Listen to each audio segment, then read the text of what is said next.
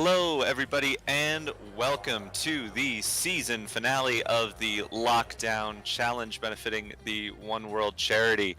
We are here at the historic Indianapolis Motor Speedway place near and dear to my heart for some road course racing today with the GTE cars, and we've got a championship battle on our hands. I am Tyler Newitt. I'm joined in the commentary booth tonight by Sam Fitzpatrick, and on cameras, as always, is Marco Barbanera. We have two drivers in close contention for the championship, that being Moritz Lehner and Marcin Skripczak. They've been dueling it out over the course of this 6-round, 12-race championship. At the moment, Skripczak holds a slim championship lead, but looking at the practice times, Moritz Lehner is showing that he's not going to back down easy. He is currently at the top of the board. Sam, who's your pick? who are we going to see come out on top at the end of our 2 races today? It is a tight one, obviously, for new viewers joining us for the season finale. Well, what time to join us, because, as you say, Tyler, it is a really close championship finale, but we've had a mixture of GTE and supercars races this season. And so the form has really ebb and flowed. We've had so many different race winners. But that is the situation. I think you were saying to me before the broadcast, Tyler, that the top 4 have a mathematical chance, but really it's Skripczak and Lehner duking it out for the top step. Skripczak last time out getting a race win, managed to take the lead of the championship off Moritz Lehner, who I said after the race had probably the worst meeting of his life. He made 2 huge mistakes, in fact 3 big mistakes. One from the lead in race 1, he could have well won race 2 as well, but he made fundamental mistakes and it easily got away from him. However, to answer your question in a very long-winded way, Tyler, I do think Lehner is probably the favourite, even though he is 3 points behind. He is an astonishingly quick driver, and it is still in his hands. It's so close, pretty much whoever scores the more points today will win the championship, and I back Moritz to do that. Yeah, and I was actually wrong there, Sam, because I was just doing the math in my head, and Fabio Bisec could win this championship if he wins both races, gets the pole, and all of the other drivers finish out of the points or struggle today. So technically speaking, we have 5 drivers who are mathematically eligible in this to win this championship still. But I'm not going to make my pick yet. I put you on the spot, but I'm not going to do the same to myself. But we have seen Moritz Lehner be the picture of consistency right up until it mattered most last time out in the V8s at Oran Park. As you mentioned, he had a really rough meeting there and struggled to put any points on the board. He had built his championship lead up through sheer consistency, not having won a race yet this season, but lost it all last time out. So Marcin Skripczak heads into this race. There is Moritz Lehner without a front end on that Corvette C8R. Marcin Skripczak, as I was about to say, heads into this championship with your points lead. Whether he can hold on to that remains to be seen. He certainly had a more up and down season than Moritz Lehner, but with a couple of race wins in hand, I think he could certainly do it, you know? We talk about how consistent Moritz has been, but Marcin has been impressive week in and week out as well. So it's certainly, I would say, a toss-up heading into our 2 races today. We'll have probably a better picture of what it's going to look like heading into the second race with the reverse grid. So just to give you a sense of what the point structure is like, there are 33 points on offer for the first race, and that's not including the bonus point for scoring the pole position in qualifying, which we will get to in around about 3 minutes. 33 points on offer, descending back to 20th place, who scores 5 points. In race number 2, it's a linear point structure, so from first down to 25th. So first place scores 25 points, 25th place scores 1 point, and everyone in between scores the inverse of their finishing position. So 58 points on offer today for these drivers, and 3 points is the gap from first to second. So it's going to be very, very close. Before we get started, I do want to mention the charity that we are supporting, One World Charity. We bring it up every time, obviously, because they're the reason we're here. They're the reason we are racing. It's a great cause that the league organizers have elected to support, and there is a donation link that you can see right at the top of your screen. Just head to that PayPal link, and if you haven't already, or if you want to donate some more, please go ahead and donate and support this great cause. As I said, it's why we're here. That's why we run these races, and it is a great cause. So I get the feeling that we are going to be very busy today, Sam. So I wanted to get that out of the way before, make sure we've plugged the charity link before we get going, because I think it's going to be very easy for that to slip our minds as we get into the action here today. Yeah, I think so. When we get into these championship finales, it always reminds me of the great luxury of being a commentator, because our prejudice, our bias just goes out the window. Right now, I just want to see a good championship finale. I want to see some drama out there. So it's nice to be totally on the fence when it comes to. I say real life, this is real life, it's just on the virtual world, but when it gets to other motorsports, you can easily kind of have a little bit of swaying, but we just want to see the tightest championship possible, and well, it should be a tight championship finale, because obviously, even if Lona does outscore Scriptcheck in race 1, he'll start behind Scriptcheck in race 2, and that's if it did come down to an overtake from Lona to pass Scriptcheck in race 2, that would probably decide the championship, and it'd be quite a monumental moment. But of course, Scriptcheck still with the possibility. I was just looking through the points from the previous rounds, and in round in the first V8 Supercar round we had, it was actually Scriptcheck who had the advantage, but then the last one at Motegi, it was Lona with the advantage. So they've been quite evenly matched with one another between the GTEs and the supercars. There hasn't been a big swing between the two, as though one has specialised in one and the other has specialised in the other. They have been quite even in both cars, so it is certainly to play for. But currently in practice, which is about to complete right now, and then we'll jump into the qualifying session. The best lap counts, you may have recalled if you watched the Motegi round, that it was your average lap times from your 3 best laps which counted, but for this qualifying, it is your best lap, all the drivers out on circuit at the same time, which around this pretty short Indianapolis Motor Speedway could be a little bit tricky, but also the potential for a big draft around that NASCAR, or not NASCAR, IndyCar, I guess, turn 1 and onto the French stretch, potentially for a slipstream that could be crucial when it comes down to qualifying. Yeah, Sam, you're absolutely right. And actually, this is the old Formula One layout. This is one of the older scans on iRacing, this Indy GP circuit. So right here, where you're seeing these 2 Williams eSports cars make that right turn, that it doesn't really get used anymore. Instead, it continues kind of straight on with a left-right chicane. There are quite a few other differences, actually, from the Indy road course in its current state to what we have here on iRacing. The section they're just coming up to is a lot tighter in iRacing than in its current state in real life. You can carry a lot more speed through here nowadays in the IndyCar layout. So you'll see these guys really have to check up for these corners. They're super tight. Makes it a pretty significant braking zone through here. And then, of course, the big difference is in iRacing, in the Formula One layout, we use the banking the oval turn 1 as the final corner for these cars. So lots of time to get a tow and build up speed down the front stretch, whereas the current layout uses sort of a cutout section. A similar version is in the game as the I think MotoGP layout or the Moto layout that takes that kind of infield portion cut out of oval turn 1. But yeah, it's actually a pretty substantially different course to what you'll find if you look up one of the Indy GP races around here. You'll see them taking a bit of a different course, but it's still a pretty fun layout for these drivers and a challenge for sure.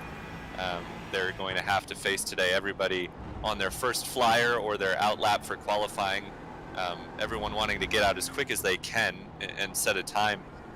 Just to highlight while we're waiting for times to start rolling in that, you heard Sam talking about the differences, car drivers running V8s and GTEs, and you might be going, huh? So the format for this championship alternates between the V8 supercars and the GTE cars. The V8 rounds, which are all said and done at this point, run on a fixed setup, but the GTEs run an open setup with a fuel restriction. So you're going to see these drivers have to make a pit stop in both of these races here today. The first race shorter than the second race, and we've already obviously mentioned the reverse grid, but these drivers have had a bit of time, and more time than some of the other rounds, as we see the first times coming through in qualifying to work on these setups, because normally the track was announced, I think, 2 days before the race event. But given that this is the last race of the season, they knew which track they were going to be at, and they knew which cars they were going to be in. So these drivers have had a week or so to prepare these setups. So you might see perhaps a bit more spread throughout the field than we're used to with this series, just from drivers putting in the time and working on those open setups. So it should be interesting to see how that plays out. Surely, Sam, our championship contenders have put in a lot of work to get these setups right where they want them. Yeah, you'd think so. There's a bit of prize money in this league. I think even if you just win races, then you get a little bit of prize money, and then I think there's extra prize money as well for the top championship positions. As I think that was Kenton Cook just going off the circuit. Just to continue your point on like the layouts of this circuit. And whenever we go to circuits that I don't like, I make it clear. I have to point it out. I really dislike this circuit, and I think the new layout is even worse. So I don't really know how Indianapolis have done it to continually make this circuit worse from a pretty bad starting point. But well, congratulations, guys. You managed it. But it does anger me slightly that they had pretty much a blank slate, and they didn't do too much with it when you compare it to Charlotte Motor Speedway, which is got pretty nice. It's okay, it's not perfect, but it's pretty nice. But I am glad that we're on this one, because you got that turn one, which is one of the best parts of it, albeit it is not totally maybe safe in real life motorsport. Certainly very stressing on the tyres, cough 2005, but it is still a bit more fun to really generate some speed around that corner and then going on to the main straights. First few turns coming in, and Jago Donsky with a really nice time that moves up into second place, and it's really close. One or less than 2/10 separating the top five. Scriptchat currently in fourth place, but he really needs to try to stay within one place of Lono if he possibly can. Doesn't look like so far we've had a particularly good time from Dominic Stabe, however. Expect him to get up there because he was very quick in qualifying and also in practice, and was some speed to Loner. But currently that top five very close with still a couple more top guys to set a representative lap time. Yep, and worth mentioning too that Lehner and Stabe are teammates in this championship at Williams eSports, and they have that team championship pretty well in hand. Those two, considering they're second and third in the driver championship, it makes sense that they would be pretty well in front with the team championship as well. But yes, at the moment, Skripchak, who initially was sitting second to Lehner, has been jumped by Peter Jagodzinski and Kenton Cook. Kenton, as Stabe goes to the top by almost 3/10 on his Williams eSports teammate. Kenton Cook hasn't been at all the rounds. I believe the last time we saw him was at the Daytona V8 round. Kenton's an IMSA driver well, he's been in pretty much all of the IMSA championships at one point or another. I think currently his full-time ride is in the IMSA Michelin Pilot Challenge. But he has been quick when he's been here. I believe he got on the podium in the Daytona round in the reverse grid race, and was near the front in the first race as well. So he's been pretty quick when he's been here, but as I mentioned, not in championship contention because he hasn't been at more than half of the rounds. But at the moment, he currently sits fourth. As we mentioned, Stabe jumped to the top ahead of his teammate Lehner. Clearly, those two have been working. Now, I mentioned these guys have been working on their setups, and normally you would work on your setup with your teammate, but another fun quirk of this championship is for the team rounds, or for the GTE rounds, rather, you are not allowed to run the same car as your teammate. And I personally think that is a fantastic rule.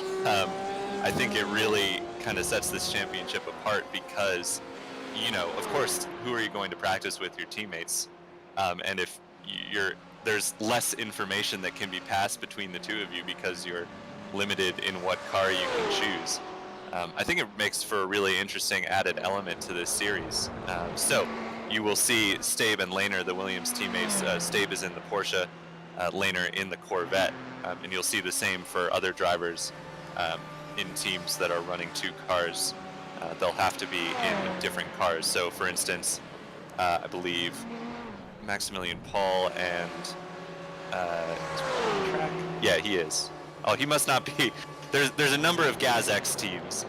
So Paul and Bortolotti, I believe, are both in Porsches. No, sorry, Paul is in the Ferrari and Bortolotti is in the Porsche.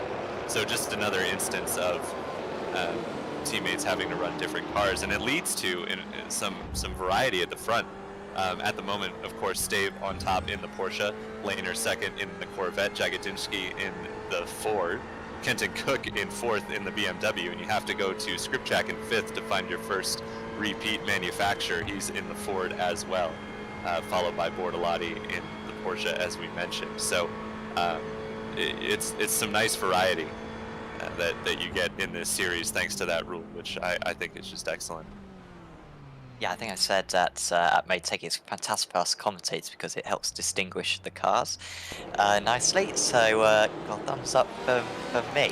But it's nice to see a variance of cars as well, because sometimes we see these teams kind of all resort to the same car, and it can turn into a pretty boring field in the end of all Porsches or BMWs. But this kind of forces everyone to take some alternative cars. So we've got Ferraris, BMWs, Porsches, Corvettes, Fords, all out on track, which is yeah, very welcome. Bortolotti up into second place now. So Lehner drops to third, Stabe now at the top, Bortolotti in third, but crucially for Lehner, Skripczak down in sixth place. And interestingly, Skripczak in the pits, so I guess he'll have one more run. The drivers, the time will, the session will stop when we get to the 15 minutes, so it's not like in real life motorsports, which is where like you start your lap and then the timer ticks down to 0 and then you're allowed to finish the lap. Instead, you have to complete your final lap before the 15 minutes runs out. So pretty much the drivers who are now on that out lap, and there are lots of them, they are now preparing for probably their last effort in this qualifying session. They'll probably do 2 flying laps to round this session off. Zila just running around the final few corners. He's got no draft ahead of him. I can't help but feel I was doing quite a bit of, well, I say quite a bit of, I've done about an hour of practice for the Daytona 24 at the weekend. More than my teammate Marco Barbonero, I'm sure. But he is now approaching the lines here. I can't help but feel that a slipstream would really be useful going through that front stretch, but instead Zila didn't have anything. He still improves to 22nd position for the time being. Hang on, Tyler, are you on our team as well? I'm not. No, I'm running with, okay. with some of my other friends from the league. We're running an LMP2, and I have also been putting in lots of practice, and I know how important that toe is at Daytona. I'm not sure it's as effective down on Indianapolis, because you really only get that front stretch where it benefits you. I think you'd be more held up with a car in front of you through the infield section. But yeah, absolutely getting in tune with my sensing the air, I guess is how they used to describe Dale Earnhardt Sr. At Daytona. Of course, you know, we're doing it in virtual sports cars, so a bit different. But it's interesting, Sam, I was just noting that the top 2 in qualifying at the moment are 2 with an outside chance at this championship.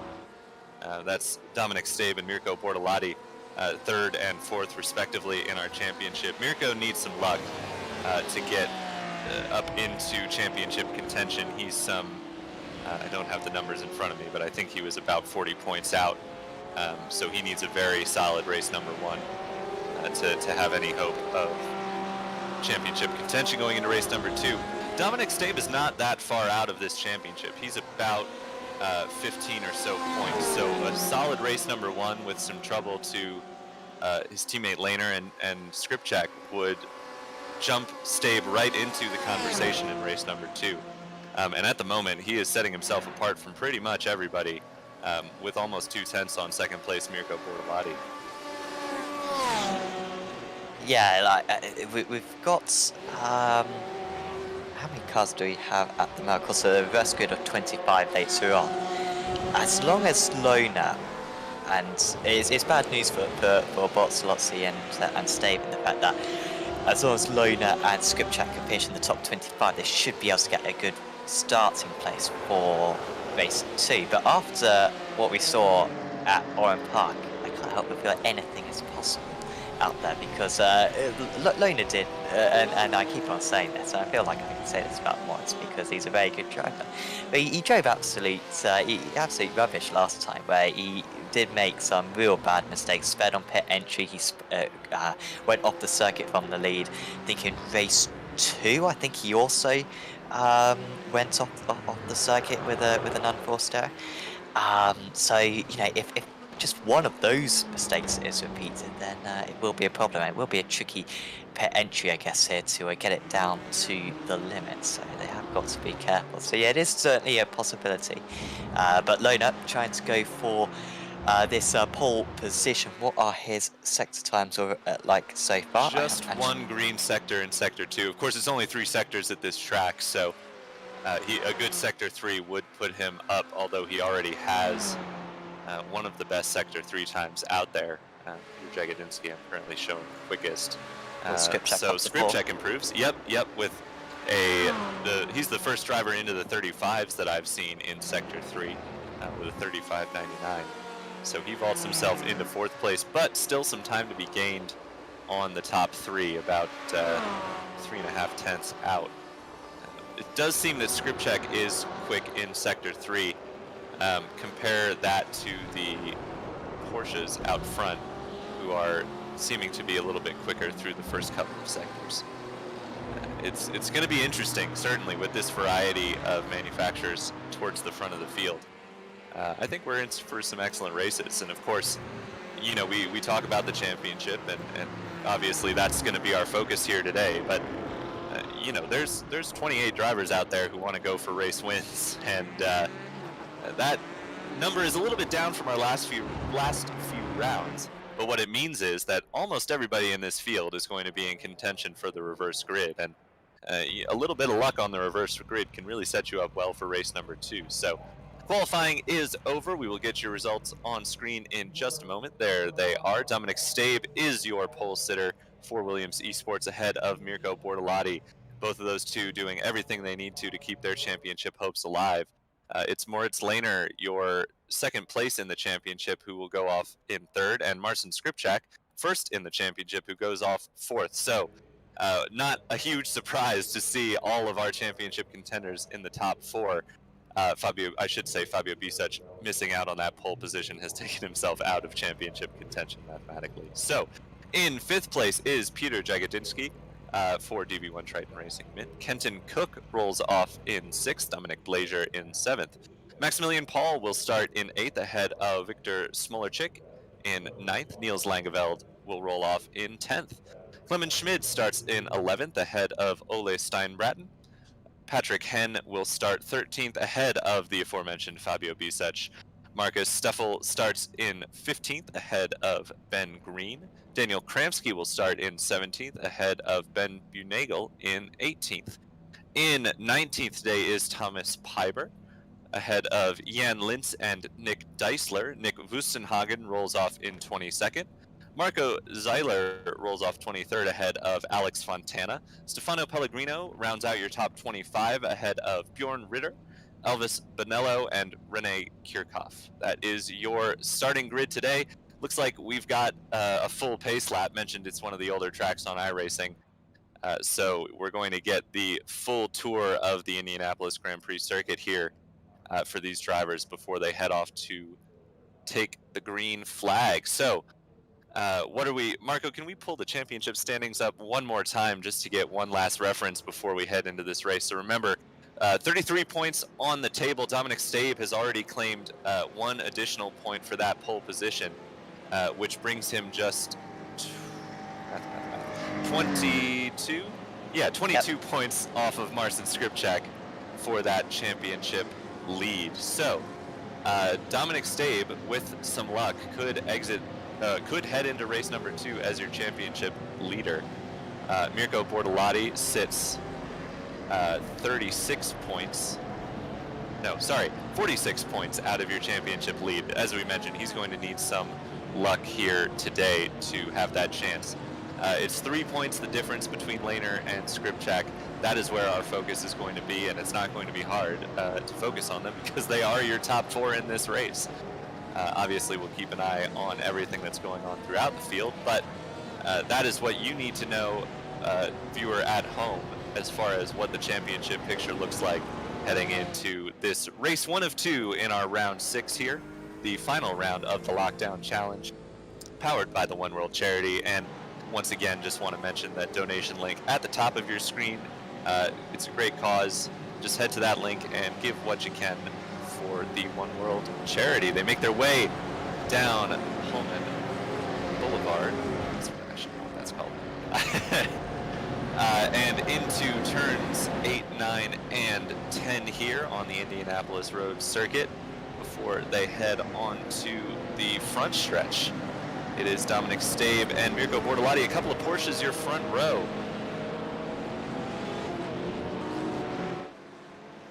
As they work their way onto the oval here at Indianapolis, the historic part of this racetrack, I have to say. You see the 2 Williams eSports cars there. They're going to have the inside line into that tight turn 1 Sam was talking about. If it was going to get messy on lap number 1, you'd have to believe that's where it's going to happen, wouldn't you, Sam? Yeah, I think so. It's very tricky to go side by side through those first few corners, but Stave is where he needs to be. What can the drivers on the second round do with the draft into turn 1? That is the question, and we are about to get our answer as they head down the front stretch at Indianapolis. Stabe is gone already. Mirko Bortolotti slots in behind Moritz Lehner, so the 2 Williams eSports cars likely in communications here, and they head 1 and 2 into turn number 1. Stabe has the inside line, and he holds that position over Lehner. So far looks okay in the back. I saw one car spinning off there. That looks to be Thomas Piper, who is dropping down the order. Now Clement Schmid dropping as well. So a few cars into trouble, but nothing for our championship contenders here as they head through the Formula 1 section of corners. There is a car onto the grass there. I believe that was Victor Smolarczyk. He's recovered, I think, but now he's dropping through the orders. So there he is. So he went off the other side after going off. They head back down the back straight. It is Dominic Stabe and Moritz Lehner 1-2 as they were into turn number 1. No change behind them through the top 6. So Marcin Skripchak ahead of Peter Jagodinsky and Kenton Cook. Your lead group, really the top 5 is kind of broken away a little, just a little bit from the chasing pack. Yeah, and these top 5 drivers are so competitive. Koch maybe might be able to keep up, but the top 5 are very strong in qualifying. And so far, this is turning into a bit of a draft pack because 4 tenths a second between the top 2, and then pretty much 3 tenths to each of the drivers behind, Lona gaining about 2 tenths from the start to the end of that straight, so not too significant. You do wonder, will there be some team wars between the 2 of them, seeing that Lona has a better chance at the championship win. Meanwhile, Steingratz losing a place to Kramski there. Kramski's up 7 places from the start. We've got Deisler just behind as well, he's up 9 places. And Blasher, who I was surprised actually managed to get through that first lap because I thought he ran a bit wide at that corner we just went through, the right-hander. But he managed to get away with it. He's in 8th place, albeit he is one place down from where he started. We've just had Hen, unfortunately, going down the order, and also B-Such as well. There is Hen. He's managed to find the tyre barriers there as the top guys stay close, but the Williams eSports drivers are just starting to pull away. Meanwhile, Skripchak trying to get past Boltzolot, so he needs to at least finish in 3rd place. He needs to try and stay as close to Lona as possible. Right, Sam, and of course there is more of a spread in the points, so the delta from 2nd to 3rd is 3 points, which wouldn't that set up an exciting race number 2 with the knowledge that whoever is finishing in front of those 2 is going to be headed towards a championship, assuming Stabe doesn't put himself into contention here. Now, if Lehner can get by his teammate Stabe, that's a 5-point gap no matter what, from first to second. So you mentioned team orders. I have to believe if I was the team boss between these two, I would say let them race in race number 1, and with the knowledge of what the championship picture is going to look like in race number 2, then you start to look at maybe having Stave let Laner through. But I think for race number 1, it makes sense to let these two battle it out, because Stave is absolutely not out of contention here. You know, closing 5 points on Laner and even more on Skripchak. We mentioned he was 22 points out coming into this, so that's you know, cutting it down to 10, 12 points. That's definitely doable with just a little bit of trouble to the two currently in contention. I think, you know, obviously I am not the team boss at Williams eSports, but if I was, I'd be letting these two race. That's what we hope to see, as Kosh has just got past Jagodinsky, who's sliding round. And that's Kramsky, who's had its own incident, I think. But that is a huge shame for Jagodinsky, because he was really putting some pressure on Skripchak, but was also a good kind of a good teammate to him as well. Also hit him was Maximilian Paul. That was Kenton Cook in the BMW. Really? In the pink BMW, he would have gotten some damage from that. That was all on Jagodinsky. He just he ran wide on exit, but he didn't have to. It was very strange. He just used too much curb, dipped a wheel in the grass, and slid sideways. And unfortunately, Kenton Cook couldn't get as far enough to the right as he needed to avoid him, and made contact. I'm sure Kenton has some damage that he is going to want to get repaired on the pit stop. As we mentioned, they are fuel limited in these cars. Last time out at Oran Park, they had the option of making a lap 1 undercut, as we found out later on, because while the fixed setup had a limited amount of fuel in it, they could essentially fill up for the entire race at any point. It's not the case here at Indianapolis. These cars have a strict fuel limit because of the open setup. So you are going to see a bit of a pit window, with presumably, if the strategy is similar to the other GTE races we've seen, most of these drivers are going to go as long as they can in that pit window. But I would expect Kenton Cook in as soon as it's open, and he is in now. Oh, and he spun it onto pit lane. Oh, that's a shame for Kenton, as he is now reversing down pit lane. He might get in trouble for that if he keeps it up too long. He's getting the car righted now, but he is going to lose a lot of spots. The key, though, as we mentioned, is there is a 25-car reverse grid, and only 3 drivers are going to miss out on that. So as long as Kenton can get back going, he's going to have a very good starting spot for race number 2. And we know his pace is there, so he could be in good shape for a reverse grid race here. Yeah, I think he's probably got to be the favourite for race 2 right now. But even with that damage that he picked up, he was still a threat to the front runners until that error just there. And yeah, a shame for Cook there. He's yeah, that competitive race 1 pretty much over, but he's got that pit stop done now, and he'll have some quick laps to be set. This battle's got very tight between Green, Deisler and Bunegal. Deisler got an awesome start, but then has lost that position to Green, but really their driving is just very aggressive. They got a little bit of damage on their cars, and they're storing at the wheel from whenever we've been on board, really sliding these cars about, despite the fact that of course these GT cars having immense amounts of downforce on them, as we're going to see another pit stop, it seems. That's Bunegal, I believe. Bunegal there, apologies. And that's a little bit early. It does mean that you'll have to run a bit more fuel than your rivals in this part of the race, but well, it does get you a bit of clean air at least. That's exactly what it is, Sam. I think we saw Bunegal kind of at the back of that draft train, as we've got trouble for some drivers. Who is that dropping back? I see Smolarczyk is dropping back the order. He's crashed Bunegal there. Has he? Oh, he just carried too much speed in on pit exit and got hit by Smolarczyk. Oh, and they collected a few more cars. That is messy. Goodness. So it looked like Bunegal was carrying too much speed, bailed out of the pit lane at the last second, and that's what set off all this trouble. Who is this Bjorn Ritter we're on board with? So massive, massive damage for a lot of these cars. That's a shame, because it really takes a number of these drivers out of this race. Victor Smolarczyk, one of them, as he is bounced into pit lane in slow motion there. Of course, it happened at real speed in real life, but that's the beauty of replays. Thank you, Marco. As we jump back to the front, it's a two-car breakaway. A couple of Williams eSports drivers here, and Moritz Lehner looks like he might have a run here on his teammate Dominic Stabe. He gets right up under him down the front stretch, but backs off of it into turn one, perhaps just kind of letting this ride out, letting these two build a gap over their chasing championship rivals as we head into race number 2, or into the pit stops for this race, really. Just kind of keeping in line and going as quick as you can, rather than battling it out through turn number 1 and potentially bringing Bortolotti and Skripczak right back to you.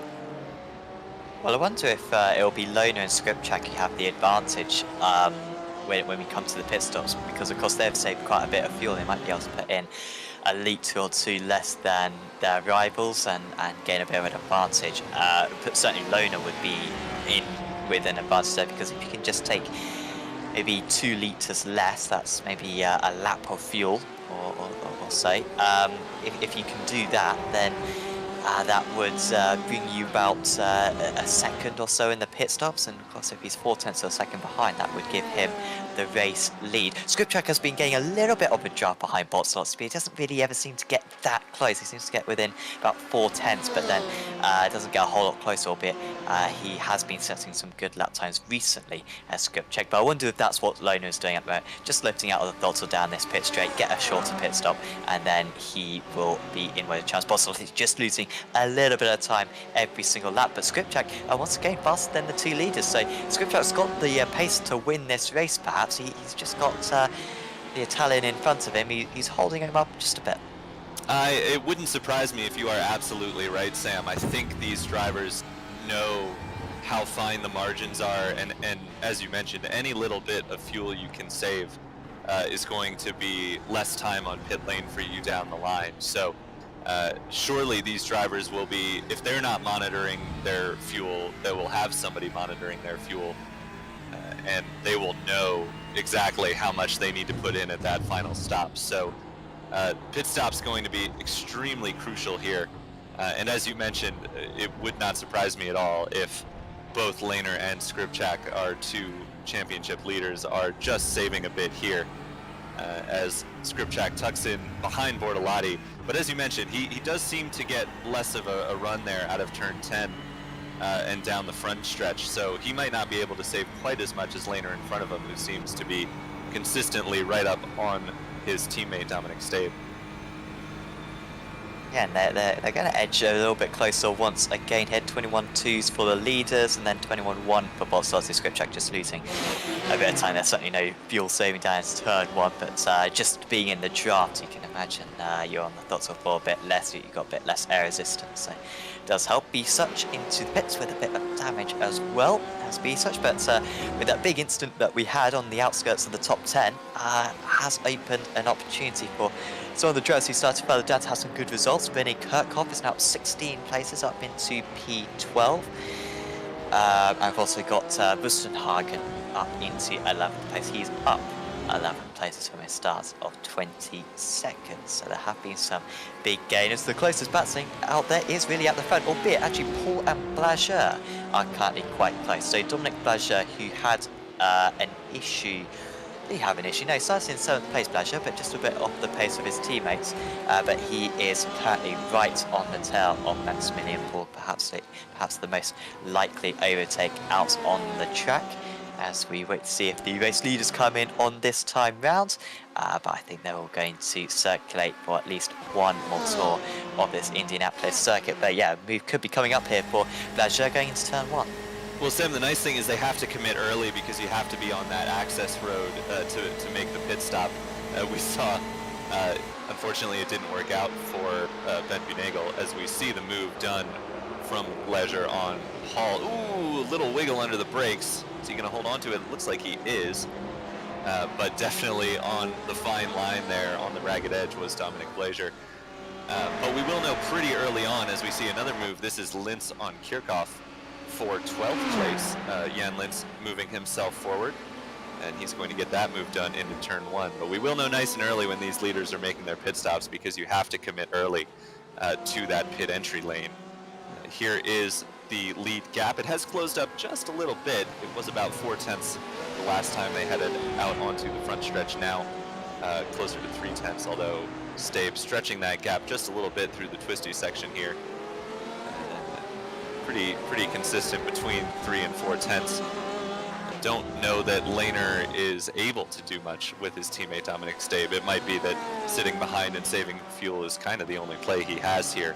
Those two are going to stay out this time by. It looks as though Bortolotti and Skripczak as well, and it's kind of what we were saying, the optimal strategy if you're one of these front runners who don't really have much in the way of traffic is just to stay out as long as you can and get the car as light as possible by using up all of that fuel. Yep, yeah, you're right. I think that's the strategy that they're following at the moment. Kramski, has he had enough? Because we saw a big bloom of smoke. Ooh! And that might be why. That was a bit of an odd one. The car on the outside, maybe turning in slightly. I think that may be Piper just in front of him. But here was the move from Kramski. So he kind of turns in on who did the BMW turn in a bit early. Maybe. Could argue that he was following the racing line. It was just kind of the way the car angled when he stepped on the brakes. You know, the car just kind of pointed a little bit towards apex. So while it was Kramski going in pretty much a straight line, it wasn't really, you know, a significant deviation on the line from Thomas Piper there. So just kind of a racing incident, I would have to say, though I'm sure Daniel Kramski would argue otherwise. Here is the lead gap from the perspective of Moritz Lehner. Those two are going to stay out once again. The gap staying, as we mentioned, pretty much constant. Bortolotti has actually been a little bit quicker than the top two the last few laps. He's closed that gap in just a little bit to about 1 3/4 seconds, where Skripczak has been pretty much on the pace of the top two, though that lap he matched Bortolotti. Here is Clement Schmid. Did he have an incident? I think we're about to find out.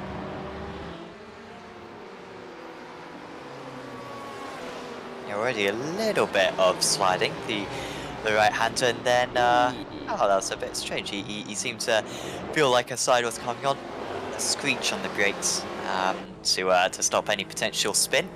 Yeah, as you mentioned, Sam, it did look like he was sliding just a little bit before that. So perhaps using a bit more of those tires than some of the other drivers out here. Here is Niels Langeveld on board in that bright yellow Porsche. Niels is a real-world driver for T3 Motorsport in I believe the ADAC GT Masters Series. And he is pressuring now Maximilian Paul, who is also one of our real-world GT drivers for Lamborghini, I believe.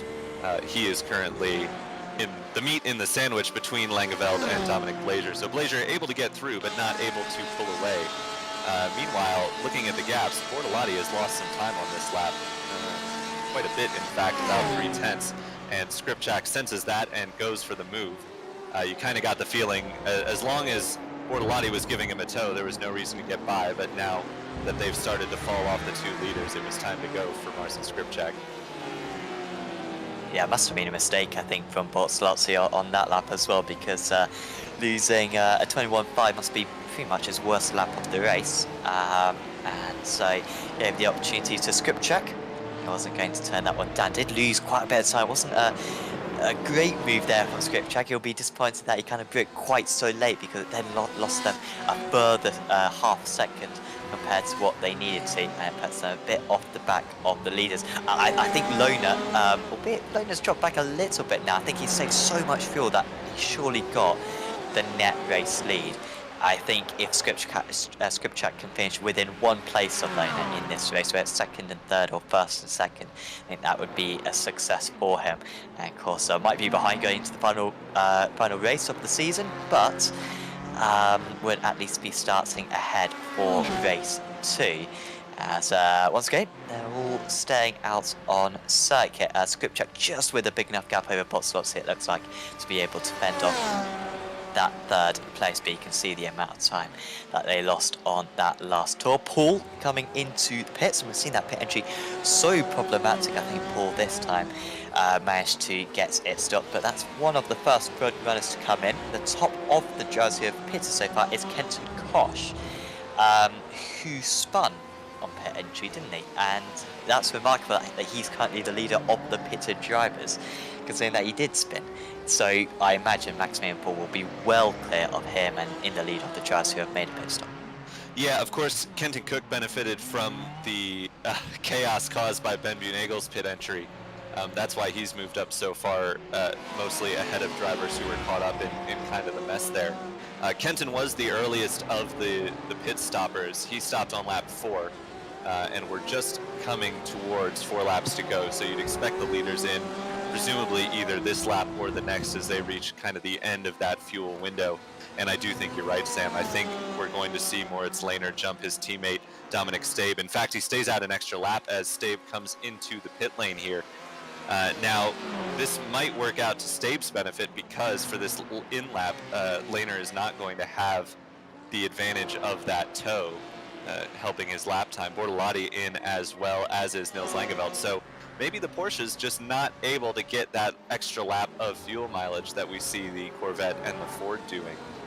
But at the moment, it's looking pretty good for Moritz Lehner for his championship chances. As we mentioned, if he finishes second and Skripczak finishes third, then they are tied on points headed into the final race. But if he manages to get into first and Skripczak finishes in third, he's got himself a 5-point advantage heading into the final race, which, considering it's a linear structure, that's 5 places on track he can afford to be behind Marcin Skripczak in that final race. So it's going to be really interesting to see how this shakes out. If this is going to be Moritz Lehner's first win of the series, it could not come at a better time. Yeah, you're right about that. He really come into the pits this time, and interestingly, well, actually, no, we did see a pit stop for Bortolotti, so I guess this is pretty much as far as the fuel can go, and Lehner will come in on this lap. There is Bortolotti just out on circuit, still about 3.5 seconds behind Stabe. What was Stabe's pit stop time like? Was it particularly long or particularly short? 6.5 seconds.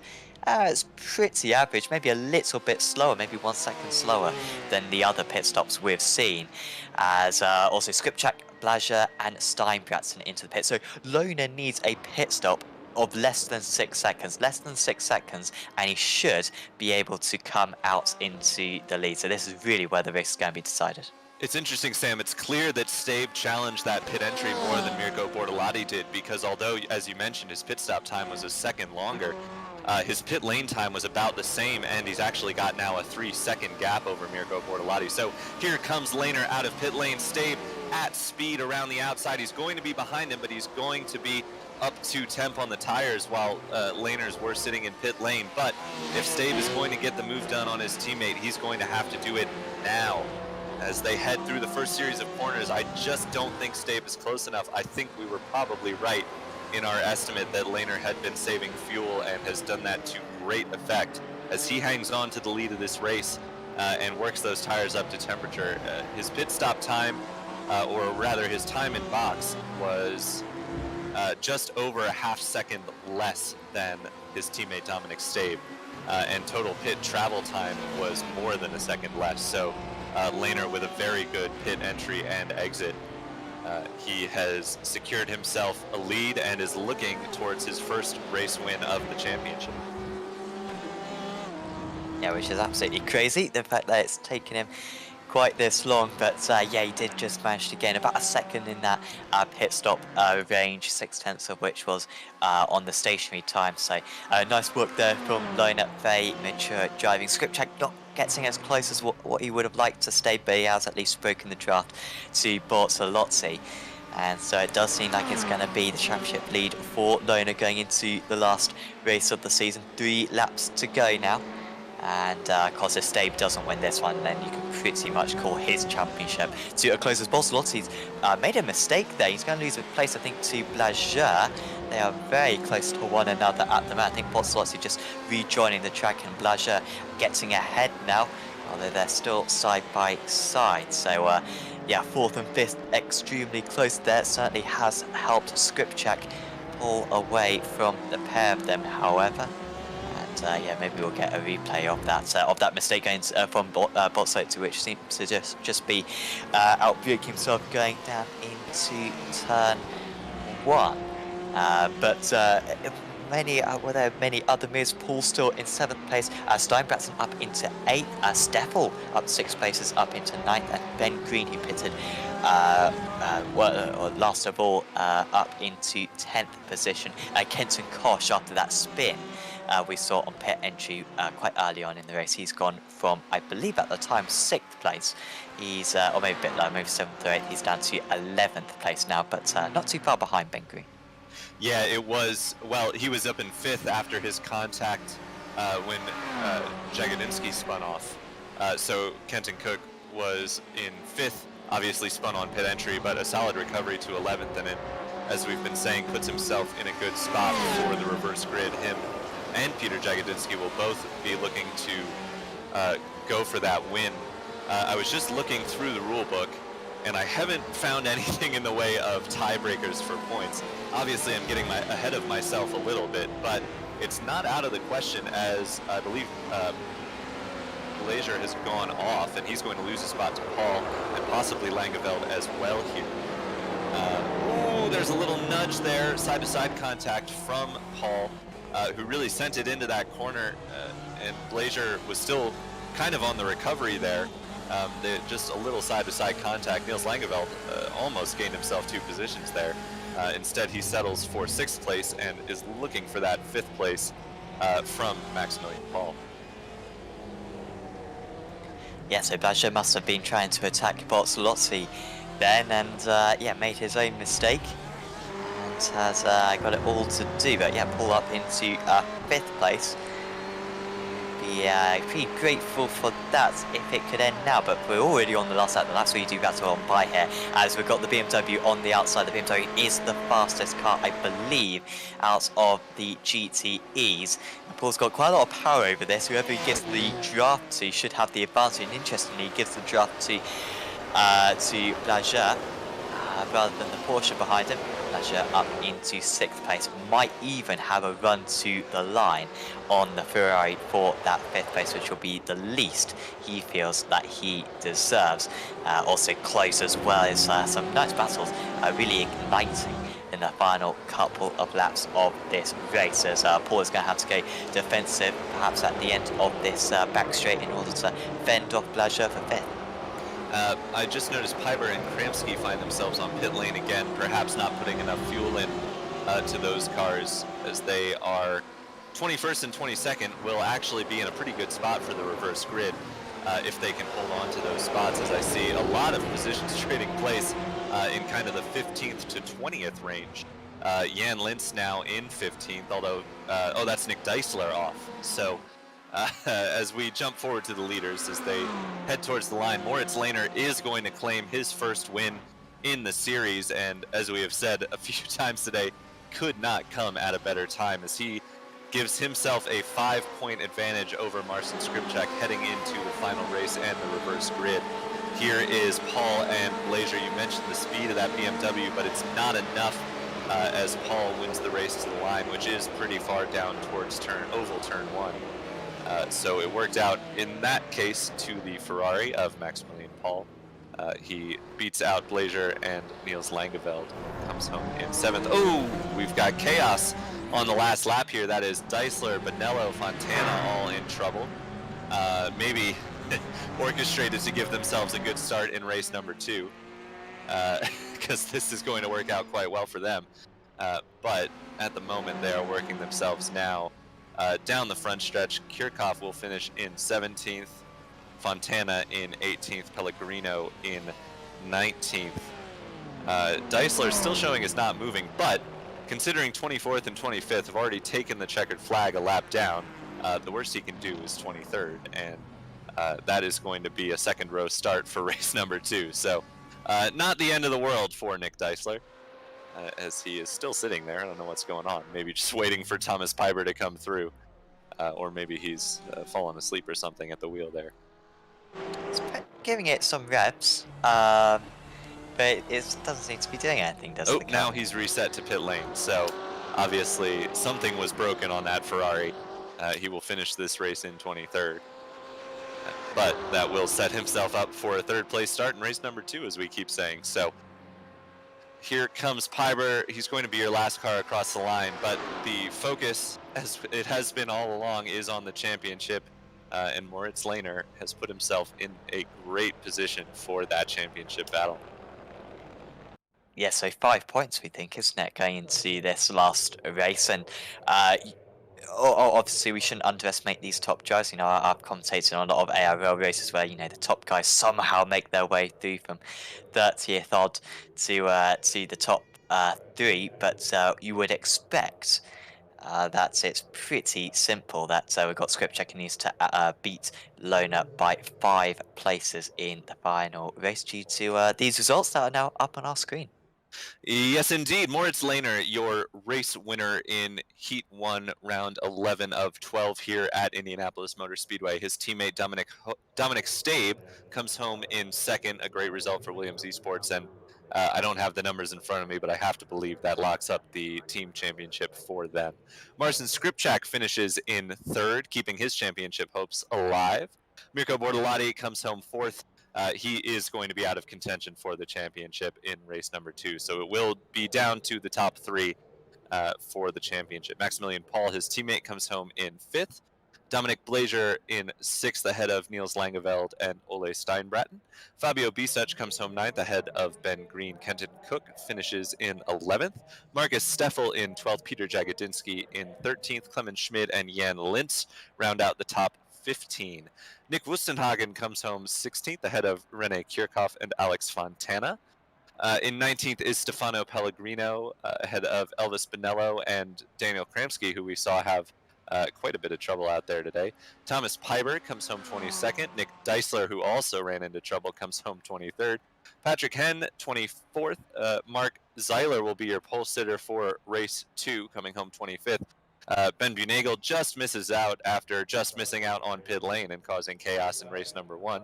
Bjorn Ritter comes home 27th, and Victor Smolarczyk, who is also involved in that pit lane chaos, comes home 28th. 7-minute warm-up with 5 minutes of that left to go before race number 2. Want to remind everybody once again that this race is for charity, supporting the One World charity. The donation link, if it's not on your screen right now, it will be on your screen throughout the race at the top of the screen. If you can, please go ahead and donate to support a great cause. It's why we're all here racing today. Not many people out on track for the warm-up, Sam. No, I'm always. Oh, thank you. Sorry. we are going to see the pole lap from race number 1, Dominic Stabe, your pole sitter, while we wait for race number 2 to start. Hopefully you at home can see it. I can't, unfortunately, just because of the way iRacing does this. But yep, I can see now that you are seeing the pole lap from Dominic Stabe. Unfortunately, wasn't able to. Yeah. Unfortunately, wasn't able to convert that to a race win, and I could be wrong, but I think he is the first driver to not take home both pole position and the win in race number 1 this season. I think we had been on a pretty remarkable streak of consistency there. Unfortunately, Dominic sees that end today. Yeah, that's a good point. Yeah, certainly, certainly Oran Park, we had Skripczak who got pole and then got overtaken by Lona. But then, of course, Lona made the mistake and Skripczak managed to retake lead. So, yeah, well spotted on that one. But still second place for Dominic. Not quite the result that he wanted, but you could argue that those two were so evenly matched that actually P2 was better on the grid. Because you could stay in the draft, but yeah, as you're saying, few drivers out on circuit at the moment, and just seemingly cooling off for a moment. We'll be using, I believe, the same setup for this race too as they did for race 1. You can see the track conditions out there. It's pretty late in the evening, 7 o'clock in the evening, the 3rd of April, which is an odd date. I'm not quite sure what the logic for that one is. That's not an iRacing default date. The iRacing default date is, of course, May the 15th. But it could be getting pretty dark by the end of this one, which we also saw in a couple of other championships. It's quite nice when it gets dark near the end of these races. Yeah, Sam, I believe I'd heard rumblings through some of the leagues I'm involved in where you couldn't set a date in January, February, or March of 2021 in the iRacing hosted session. So a lot of people were just setting it instead of the current date to an early date in April to get as close as possible. So that it's a possibility that is what's happened, though.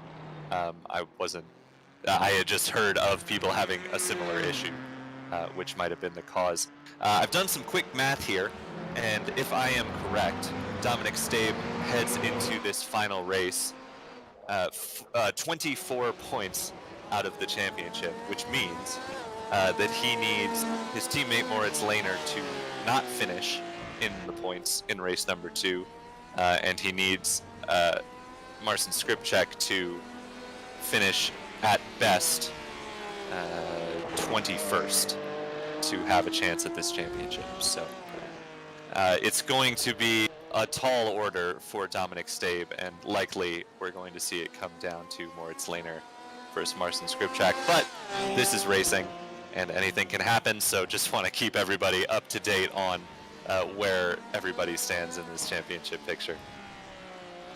It'd be some comeback, wouldn't it? I can see maybe one of them retiring, but I can't see them both. And obviously, we do have the fast repair as well. So even if you do have a big wreck, you can tow back to the pits, or just get what's left of the car back to the pits, pick up the fast repair, and then you'll be back out there. So I imagine that Skripczak and Lewis should be able to stay in the points. And yeah, those two are certainly the favourites, as well. Lintz is currently top of the timing screen, although Langeveld has just now gone top of the timing screen. So take a screenshot of that, guys, and you can say that was the final season order. We've got 20 more seconds of this warm up to go before we start lining up on the grid. Well, we'll see it in a moment, but I just wonder if there'll be a few drivers who maybe had problems in race 1 who will be particular favourites for this race 2, as we always get for these race 2. There's always a few drivers out of position, far higher up the grid than their pace would suggest. Yeah, Sam, 2 of those that I noticed were not significantly out of place, but had significant pace in qualifying, were the 2 involved in the first incident in the race, Kenton Cook and Peter Jagodinski. Both are going to be starting around mid-pack, and we have the starting grid now, so we can tell you. But I would keep my eye on those 2 if they can move forward effectively to have a good chance here. Your pole sitter for race number 2 is Marco Zeiler, ahead of Patrick Henn. Nick Deisler will start 3rd, ahead of Thomas Piber. Daniel Kramsky rounds out the top 5, ahead of Elvis Bonello. Stefano Pellegrino and Alex Fontana make up row number 4, ahead of Rene Kierkoff and Nick Fustenhagen. Jan Lintz starts 11th, ahead of Clemens Schmid.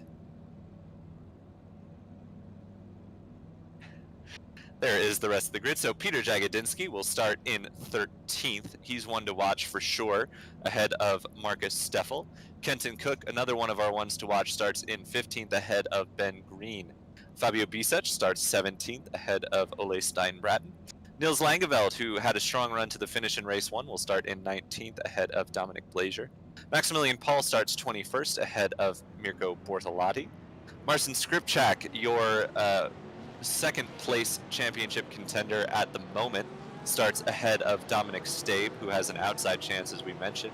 Moritz Lehner is currently your championship leader, and he starts in 25th, ahead of Ben Nagel. Bjorn Ritter starts 27th, and Victor Smolarczyk rounds out your field in 28th. It's gonna be a wild one, Sam. I think we're gonna see some pretty intense action as our championship hopefuls move their way through the field, and that's the thing, isn't it? You know, you've got to be careful working your way forward through this field, even though you know you have the pace to be up front. But a little mistake here or there is going to take you right out of championship contention, and they can't afford that here, can they? Absolutely. Oh, we've got Steffel off the circuit. Well, he should be able to retake his position here. But it would be good to see a replay of how on earth that has happened. So he must have got a hit, or has he just lost it by himself? Well, there's no one's near him at the moment. 37 car here.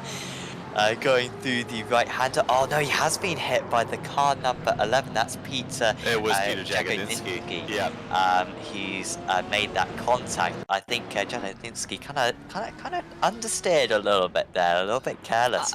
Remarkable. We don't see that happen more often. I think it had more to do. Ooh, that was kind of both of them coming together and not really thinking.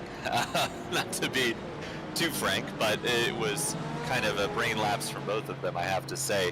Jagodinski sailing it into the corner, and who was the other driver involved? I'm sorry, Marcus Steffel, seemingly not aware that Jagodinski would be there.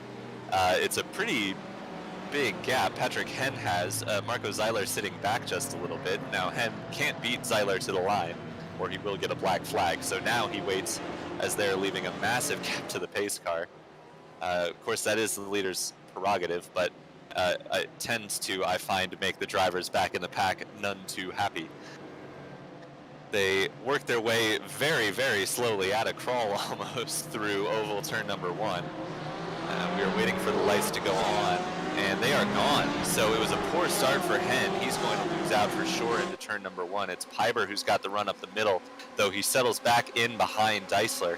Zeiler out to a great start. He is going to run away with this at the beginning.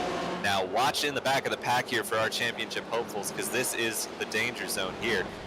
There is Moritz Lehner. He's got a clear run into turn 1. That was contact ahead of him. I think that was Skripchak getting into Dominic Blazier there. It was certainly one of the DB1 Triton Racing Fords, and I don't think it was Jagodinski who was too far forward. Something's happened there to Maximilian Paul, but early contact for Skripchak. He knows he's got to work his way forward, and doing so a bit forcefully.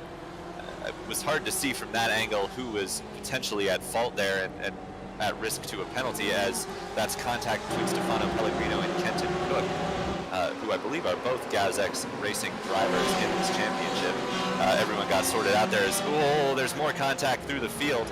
That was Stefano Pellegrino dropping through. Vsuch is in trouble. That is Fabio, actually, that we see off there. None of the championship hopefuls involved in any major capacity, but you wonder if they didn't potentially pick up some damage. At the moment, they are still line astern. Skripchak, Bortolotti, Lehner, Stabe, your kind of top 4. Skripchak leads, but that is not going to be enough to get this championship done. Yeah, absolutely. He needs to put a few more cars between him, and of course if he did make a bit of contact, that might harm his straight line speed. As Deisler versus head down into turn 1. Deisler having to go defensive, and he holds on to it, but that is causing quite a big queue lock up for, I think it may be Jan Lins going into turn 1. Also Benello off the circuit. He needs to try to rejoin safely. And in fact, he's just taking the wise decision here and cutting the entire circuit. Now he is going to rejoin this track as white goes Skripchak. Yeah, Lona is ahead, so that is a huge mistake from Skripchak, and he's got a lot on his plate. Fortunately, he stays ahead of a couple of cars behind who come together, and that is Paul and Smolenchik coming to a blows. And yes, Skripchak though behind Lona, behind Stave, and he's got a lot of catching up to do. Look at the Ford as well in the foreground, trying to go defensive. Really aggressive driving from these guys at the start. Yeah, Moritz Lehner really in control of this race, because what he knows now, he will know that he only has to finish within 5 spots of Marcin Skripchak, and with Skripchak behind him, he can afford to just kind of sit and let the chaos unfold around him. Drive super defensively and just keep your car clean, because that's what he needs to do. It would take a Herculean effort for Skripchak to not only get by, but get far enough up the field to make a difference in this championship. Where they stand right now as they head 3 wide into turn 1. That's Jagodinski on the inside. He gets the move done on Piber as the Ferrari of Lintz, I believe, goes for a spin, but Jagodinski spins it on the exit of the corner, as does Clemens Schmid. So all sorts of chaos unfolding here, and so far, I believe our championship contenders have been fortunate to get through it. Here is Scriptrack trying to get back through on Stabe. Laner still ahead of these two. So Stabe playing rear gunner right now for Laner as the two teammates trying to secure a double championship for Williams eSports. It is currently Laner in 14th, Scriptrack in 16th. So that is what you need to know for the championship. Out front, Marco Zeiler is controlling the pace. He's got about a 2-second gap over Daniel Kramsky and Nick Deisler, who I believe are teammates in the Motul camp. Then it's Patrick Henn, who started on the outside of the front row, and Thomas Piber, who have survived the chaos to make up your top 5 at the moment. Now, it's important to remember, Sam, that this race is going to be longer, 26 laps. What that also means, since you can't change the fuel limit between races on iRacing, is that the pit window is going to be a lot smaller. We saw it looked to be about 15 laps these cars could go, which will mean that the window probably will open around lap 11 or 12. So really, it's going to be a pretty narrow window for these drivers to make their one pit stop in this race.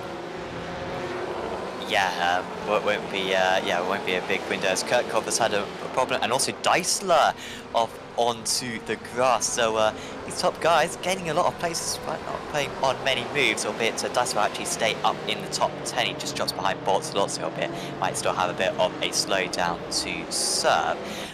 Also, we saw kind of just the back end of Lona getting past Fontana. Still Scriptrack yet to get past Fontana, who has dropped about 6 places in the last few laps. Just gesturing to the outside. Scriptrack, I think he was thinking of going for a big lunge down the inside, but thought better of it. Does seem as though Lona's really cautious out there. I know that's probably a wise thing to do, but obviously Scriptrack can still win this race. There's a lack of real top drivers in the top positions at the moment. You know, these guys should be able to take up chunks out of them once they get a bit of clean air. So he does need to try to get a bit of a gap over Scriptrack when he can, just for that absolute insurance. I think Scriptrack is going to be able to get past. I think what he needs to be watching is a bit further ahead with, well, actually Lona's got that move done, Stabe's got the move done, and here comes Scriptrack.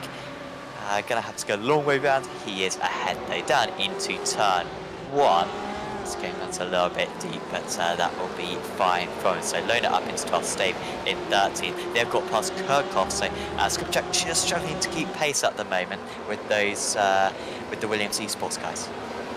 Yeah, you know, Sam, you mentioned Laner being cautious, but what he loves to see is these drivers and the chaos out front causing drivers to fall by the wayside. Laner is up 13 spots from the start of this race, but I wouldn't be surprised if he's only made up 5 or 6 of those on track, which is, of course, still impressive, but he's been massively benefited by drivers coming together towards the front of the field. And when you're playing the cautious game of sitting back and waiting for the chaos to unfold in front of you, it really pays to be in the solid championship position that Laner is in. You know, as we said, as long as he knows Scriptrack is in his rearview mirror, he can afford to be as cautious as he wants, because there's just not that much time to be gained through pitch strategy or, you know, just making up places on track. Scriptrack can't really do all that much sitting behind the 2 Williams cars. Zeiler with a poor lap there. You can see earlier on in the race he was in the 21s, but just a 23 right there, so yeah, clearly a mistake. And Kramsky right on his tail. Lona, meanwhile, trying to get a bit gutsy there, leaves so much room through turn 2, and he is ahead. Stabe trying to get past, that was an issue for Blaža. Shame for him, one of the front runners, of course, from race 1. Stabe, meanwhile, trying to get past Scriptrack. Is going to be right on his tail, though, going into the long left-hander, losing quite a bit of time off, a bit of contact there. Where is Scriptrack in relation to this? And more contact. And they're still so slow all the way through that. And Scriptrack has been able to get past, or has he, as they have a duel now down the back straight. I think it might be Stabe with the better line because Skripczak's a bit locked in there. As in fact, Stabe's going to go on the offensive of the car ahead.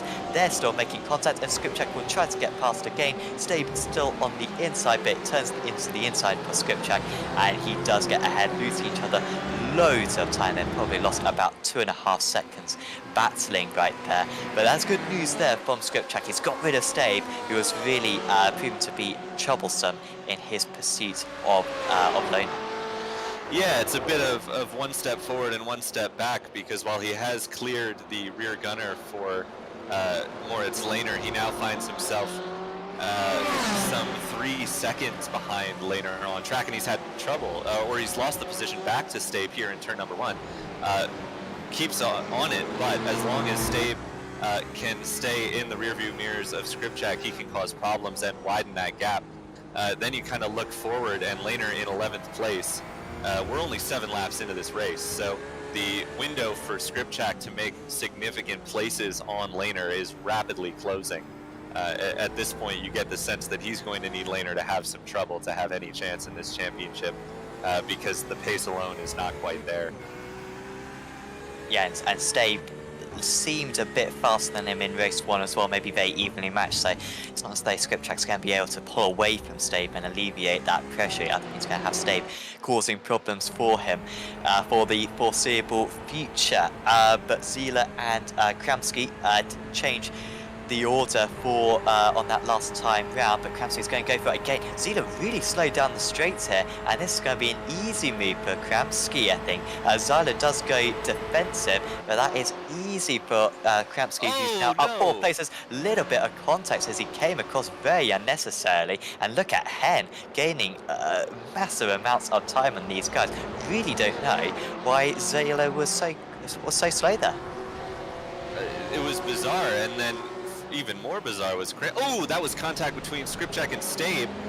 Oh, that was well done by Skripczak to sense that Stabe was going to come back across the track, but it's cost him even more time and a position to Moritz Lehner. Those two battling hard. Obviously, Stabe trying to help out his teammate in the championship, and Lehner is continuing to run away on up the road. He's now into 10th position, or 9th rather, excuse me. He's gotten by Kenton Cook. Here is a replay of what happened to Jan Lintz. He got contact from Niels Langeveld. Kenton Cook had to dodge that one. And here is what we saw between Dominic Stabe and Marcin Skripczak.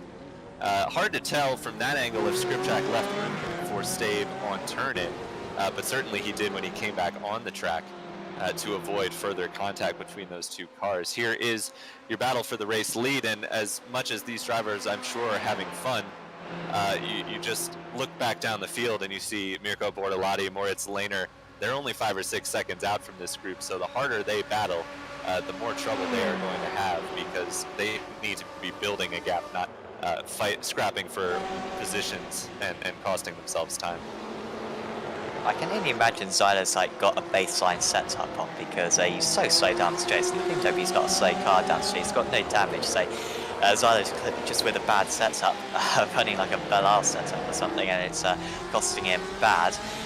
Lona should be quick enough down the street. He's got a very nice setup on that car, and he's now 6 seconds clear of Skripczak, who and also got Stabe between him and Skripczak, so he can take his time with this one. Lona, if it ended like this, Skripczak would need to get up into 4th position. It's increasingly looking like Skripczak would need to win this race really in order to overhaul that points deficit. It's looking brilliant for Lona, and he's got Steinbratsen now up ahead of him. Here is Stabe. He's going the long way round on Lintz, who of course had that spin very recently at turn 1. And that was a nice move there for Stabe. In a way, I feel sorry for Skripczak. The fact that, of course, he hasn't quite got a teammate out there right now who can help him out, albeit, he has got teammates out on track. But for Skripczak, it was his mistake. The reason why he's behind Stabe is because of his mistake, and that is why he, that's really cost him bad. So, just a fundamental mistake there, and if it weren't for that, he would be right in play. But that mistake he had in the second lap of the race has cost him terribly, since as Steinbratsen is overtaken by Lona. And more that's trouble Skripczak, who went in way too deep and couldn't get the move done on Linton. He will be absolutely fuming underneath that virtual helmet. Well, and Sam, you say that Marcin Skripczak still has teammates on track, but actually he doesn't. Both of the other TV1 Triton cars are already out of this race, Peter Jagodinski and Viktor Smolarczyk. So, unfortunately for Marcin Skripczak, he is very much flying solo out there, and it's showing. I mean, as you mentioned, of course, his mistake was ultimately what did him in, but we've seen Lehner having the benefit of a teammate able to play defense out there for the team, where Skripczak absolutely does not. Might have Hen passing Kramski in just a moment. On that last lap, Hen was 0.3 of a second faster. He's half a second behind, so he won't quite be able to get past down in turn 1 unless he's got a much lower downforce or much a slipperier setup on that car. He'll get down to maybe 0.2 of a second. Going on to the brakes, gains a little bit of time that last time around. Piper, his lap times like a little bit slower. Zyler's continuing to drop down in his BMW, and then you've got Ben Green, who could be very strong. Ben Green matching the race that last time around. Then it's Bortolozzi versus Lehner. That will be a good one to watch. That will be starting quite soon. They are 0.2 of a second between the pair at the moment. And I think we just saw the back end of Dicer versus Blazer. Dicer still ahead. And as off track. like it is Hen. Just as he was putting pressure on the race leader, Hen has made a crucial mistake there. He's dropped down to 4th place. Yeah, you can see he was right up behind Kramski and maybe got a bit of his attention too focused on Kramski in front, just lost the rear of the car, and in turn lost 2 positions down to 4th place. Yes, I'm very interested to watch the Bortolotti-Lehner battle because Lehner obviously wants to finish as high as he can, but he knows he's going to have to be careful working around Bortolotti, who is certainly on the pace, given that he doesn't want to jeopardize his championship chances. And of course, everything I'm saying may soon be undone here, as he has a massive toe. Bortolotti defends to the inside. He'll hold that line into turn number 1. And we know that Porsche is good on the brakes. Can he hold position? Yes, he can. Lehner backs out. And that's exactly what I was about to say, is as we have the first wave of cars on pit lane, Bortolotti knows that Lehner is in a battle for the championship. And while Bortolotti is, of course, a respectful racer, he is going to take every advantage he can in fighting for this race win, and probably put Lehner in positions that Lehner doesn't want to be in as they battle their way forward through this field. Skripczak is in pit lane. He was the first of the runners into pit lane, our championship hopeful. So trying for the undercut, we know it's not the most effective strategy around here, but at this point, if you're Skripczak, you just got to do something different, don't you? Yeah, get a bit of clear air if you possibly can. He has now got a bit of clear air finally, and as you say, do anything different. Jones may be able to stay up for another 3 laps. I wouldn't be surprised if we see Lehner also into the pits as Hen makes another mistake. It's been a very disappointing few moments for him. Slow down, I think, and serve the pit lane. So the pit stop now. Probably a smart idea. Almost speeding in on pit entry there as well. So maybe a slightly extended pit stop time. But that means that Lehner's up into 6th place. Bortolozzi also gaining places. Kramski and Piper a bit more of an established lead. Green should be very quick as well. I mean, Ben Green's a very quick driver. He's gone for the inside of Green. Going to be almost contact with Zyler, and now Green all of a sudden pulling down the odds. What is that about? He'll stay ahead of Lehner, but it was really slow for a moment. Lehner slides down the inside. Brilliant move there from Lehner. That was not reserved whatsoever. He absolutely slingshotted through the left-hander.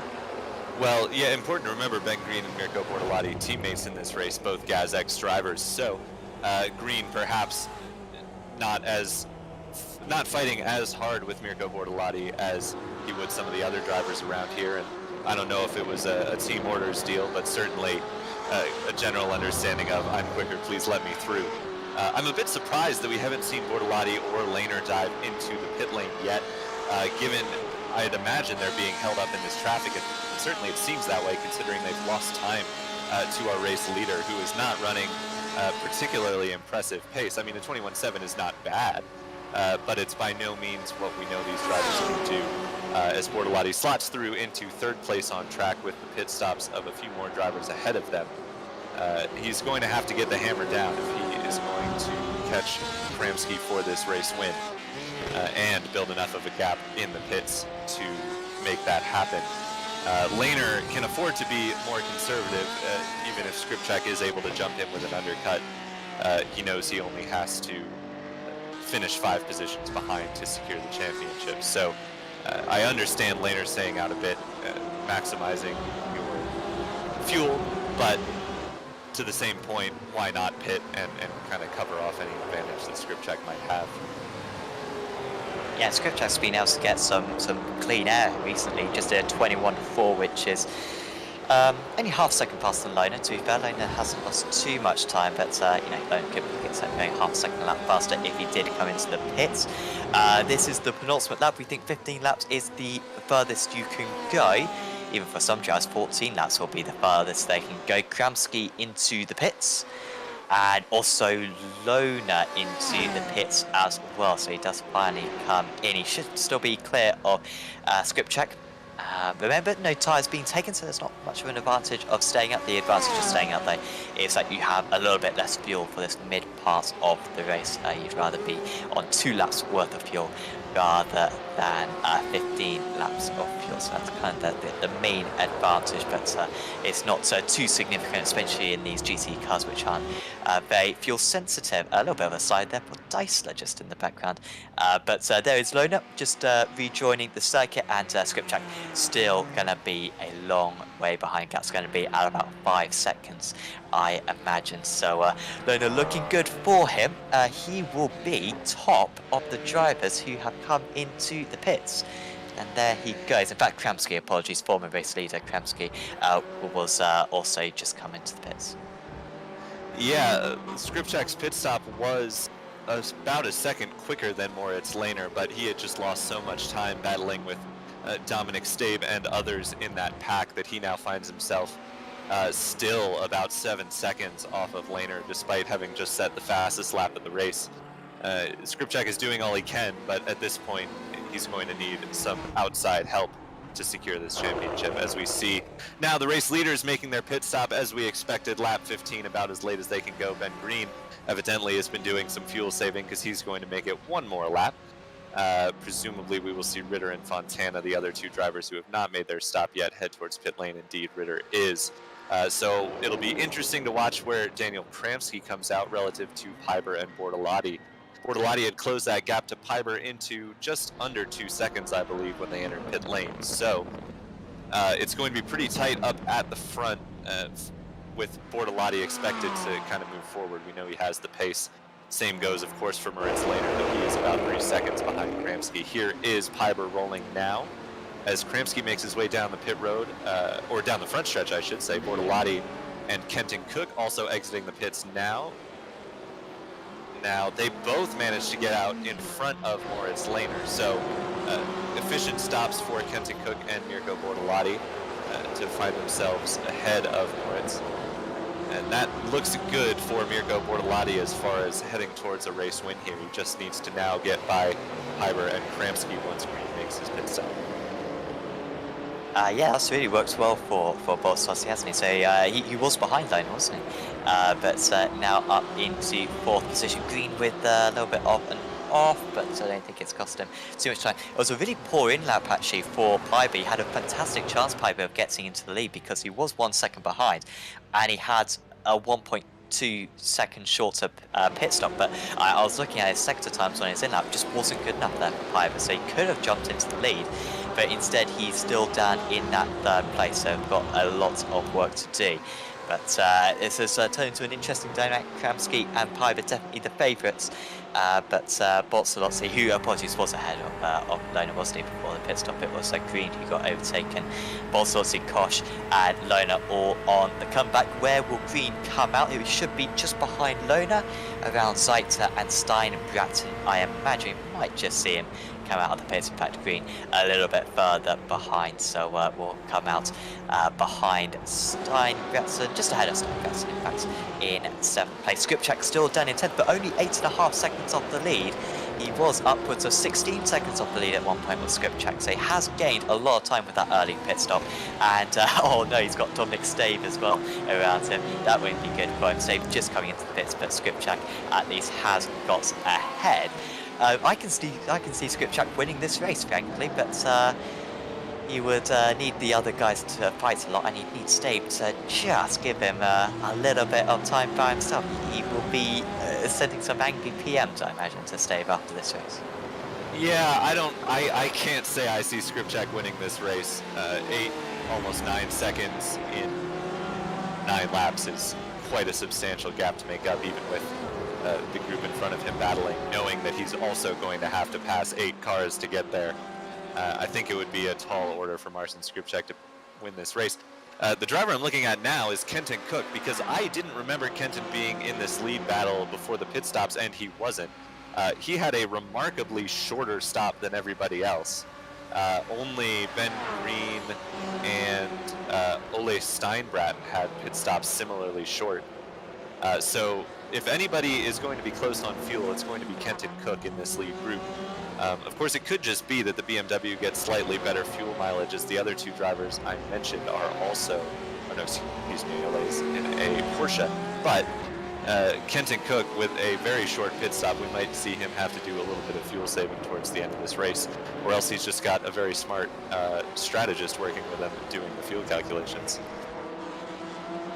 Yeah, he's managed to save a bit of maybe he was like in the draft or something. Maybe that's how he saved a bit of fuel. But yeah, it has got him check position at the moment. Boltzlotzi gets the move done on Piper down into turn 1 earlier on in this lap, and he's trying to get close enough to Kramski around this part of the circuit. To get the move done into turn 1, you need to be within about 4/10 in order to get the move done. I think if you've got similar straight line speed, and he was about half a second behind coming out of that last proper corner.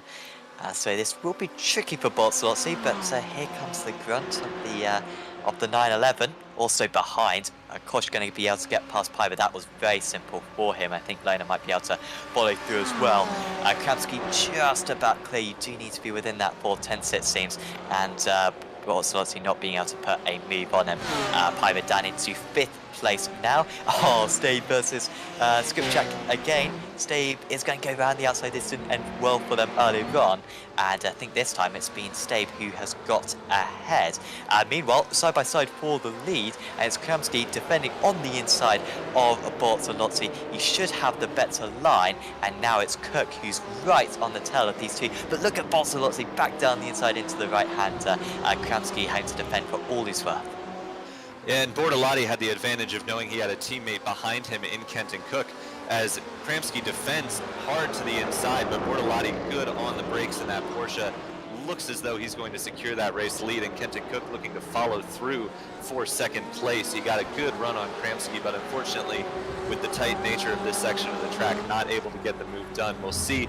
We know those BMWs have been good on the straights today if he is able to get a run on Daniel Kramski in the Corvette, though Kramski will, of course, have the tow from Bortolotti in front of him.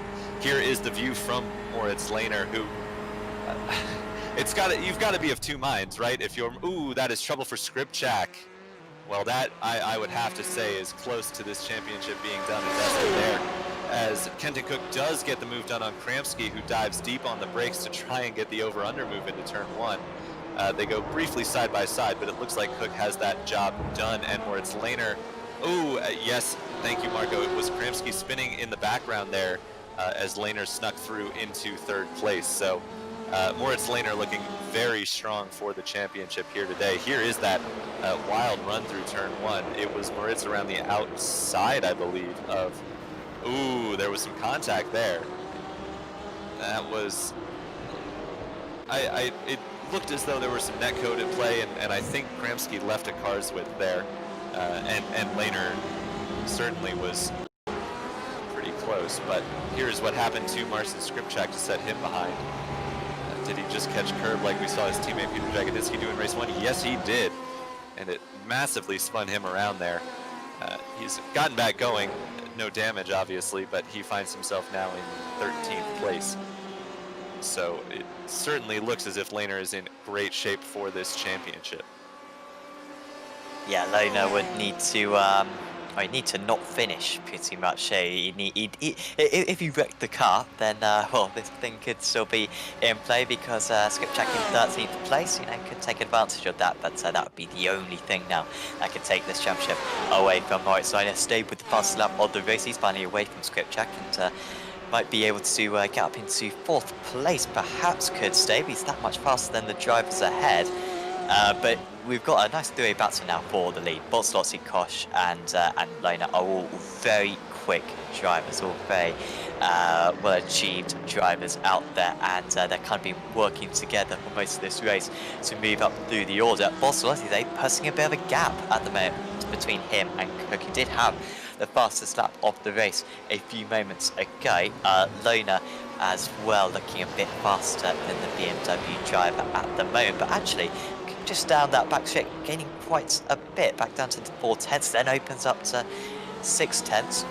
But even being this distance back does give you quite a bit of a draft helping hand, and so maybe if Cook can stay within this range, then that will kind of deflect any attack that Laner tries to put on him as they round the IndyCar turn 1 once again at the start, the 5th to final lap, and Cock has got really good straight line speed, hasn't he?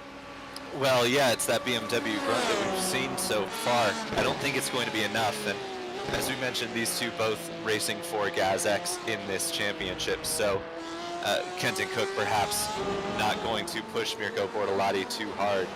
I just wanted to address, personally, I don't think that the contact between Laner and Kramsky is going to warrant a penalty. But should that be the case, the penalty for pushing a car off track, resulting in a disadvantage or a crash, is a 20-second penalty post-race, which, given Skipjack's current position, would still secure the championship for Moritz Laner. So I don't think it's going to be an issue, but even if it were, it's still looking good for Moritz Laner in the championship as it stands right now. Yeah, and Skipjack might be under pressure from incidents of his own. We saw that lap 1, turn 1 incident, and obviously he was in quite a few adventures with Dominic Stabe as well. So I think if anything, Skipjack the more likely to pick up a penalty. I agree with you. I think it was netcode down at that turn 2, very Montoya Barrichello-esque 2003, and on that occasion it was Montoya who got the penalty, even though I disagree with that one. We'll see if the stewards disagree with that one. Once again, Kosh staying behind. I think you're right. Teammates working together. Laner's happy with 3rd place. This would be a very happy podium if it ended like that. Botzlotzi gets the race win. Kosh completes the 1-2, and Laner wins the championship. I think they are happy with this 1-2-3 at the moment. I would have to believe so, certainly.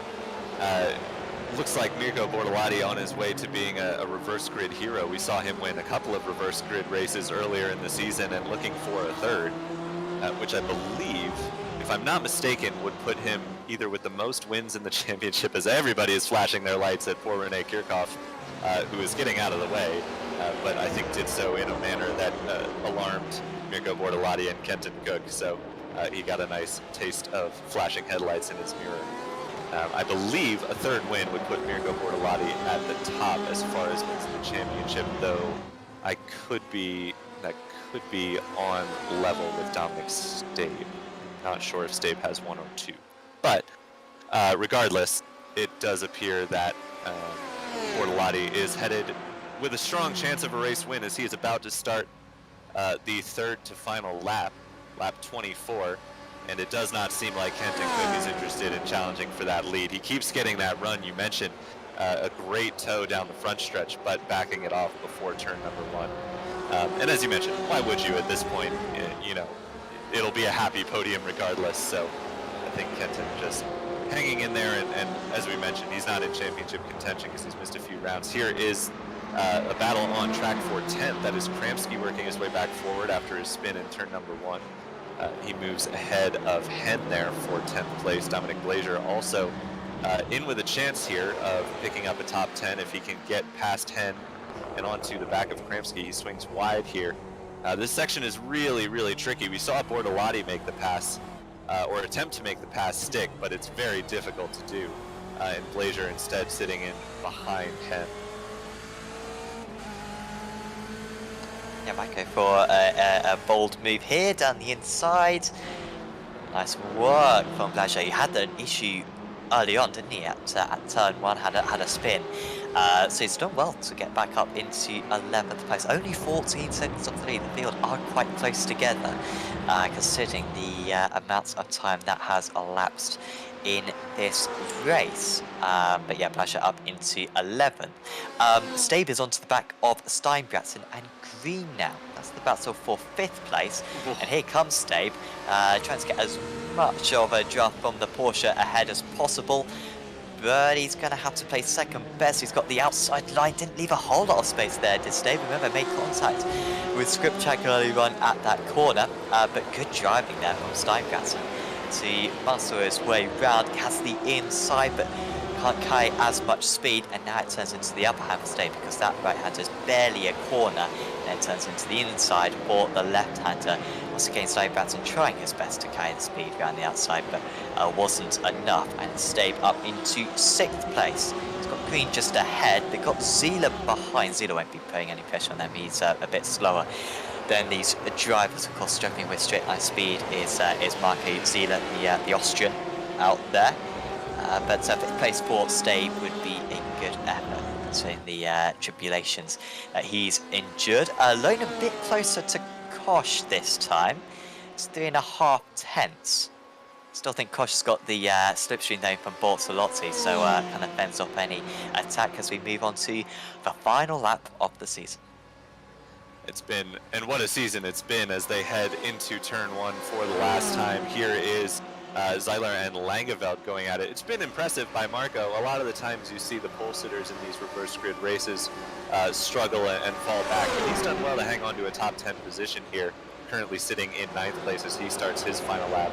As you mentioned, it has tightened up just a little bit between Kenton Cook and Moritz Lehner for 2nd place on that podium, but I do think, as you mentioned, if Kenton can hold him off through this infield section, we know he's going to get a good run onto the front stretch with that straight line speed advantage. So he's looking in pretty good shape here. He gets a good run onto the back straight, Holman Boulevard, as Moritz closing in, but he's going to have to be very brave on the brakes. And given his championship standing, I don't think that would warrant a last lap dive for 2nd place. I think Moritz would be very happy to settle for the final step of the podium here in the final race as they head out onto the oval for the last time.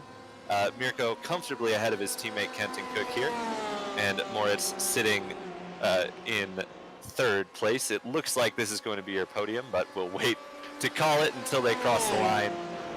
As Mirko Bortolotti heads down the front stretch, he will win your final race of the season, and Moritz Lehner comes home in 3rd place to claim the championship of the Lockdown Challenge powered by One World Charity. Ben Green comes home in 5th behind Thomas Piber. Stabe recovers to 6th place. Steinbratsen did well to hold on to 7th place ahead of Niels Langeveld, and Zeiler looks like he is going to grab a top 10 as well. There is Marcin Skripczak crossing the line in 13th. Not his day, unfortunately, but he did well throughout the championship to put himself into contention. Unfortunately, just not able to muster the final championship push here at Indianapolis. Yeah, a couple of mistakes. You know, Lona made some mistakes at Soren Park, and it was Skripczak's mistakes in that race too, which ended any possible chance. Maybe could have fought for the race win, you know, but ended up not being the case. Meanwhile, this final battle to the line, Bunegaut isn't going to get past on the line. Oh, it's pretty close. 4/100ths in the end. Was closing very much right at the end. But Deisler holds on to 19th place there. Schmidt the last driver across the line as the driver celebrates on the oval section, putting in some donuts out there. It's a lovely sight as the sun sets in Indiana, and I think we can go through the final finishing order. Indeed we can, Sam. And there it is, Mirko Bortolotti with his third reverse grid race win of the season here at Indianapolis, ahead of Kenton Cook, his GazX Racing teammate. Moritz Lehner does everything he needs to do to bring home the championship with his third place finish rounding out the podium. Thomas Piber comes home in fourth ahead of Ben Green, who rounds out your top five. Dominic Stabe, with a late run through the field, gets to sixth place ahead of Ole Steinbraten and Niels Langeveld. Marco Zeiler, your race 2 pole sitter, brings it home in ninth place ahead of Dominic Blazier, who had some trouble but recovered well into 10th place. Daniel Kramsky brings it home in 11th after leading early on in the race. Patrick Henn comes home 12th ahead of Marcin Skripczak, who unfortunately wasn't able to round out his championship with a win or a podium here today. He comes home in 13th. Fabio Bisach finishes 14th ahead of Maximilian Paul. Bjorn Ritter comes home in 16th ahead of Jan Lintz and Alex Fontana. In 19th place was Nick Deisler ahead of Ben Bunagel. Nick Wustenhagen comes home in 21st ahead of Clemens Schmid. Rene Kirchhoff finished in 23rd ahead of Elvis Bonello and Stefano Pellegrino. And three drivers who did not make the finish of the race or even much of the start, Peter Jagodinsky, Victor Smolarczyk, and Marcus Steffel, come home 26th through 28th, respectively. Now, do we have anyone in the waiting room? We do. So, of course, first I am going to grab our championship winner, Moritz Lehner. How are you? Hello. Feeling pretty good now. We were saying, Moritz, you finally grabbed your first win of the season in race number 1, and it could not have come at a better time.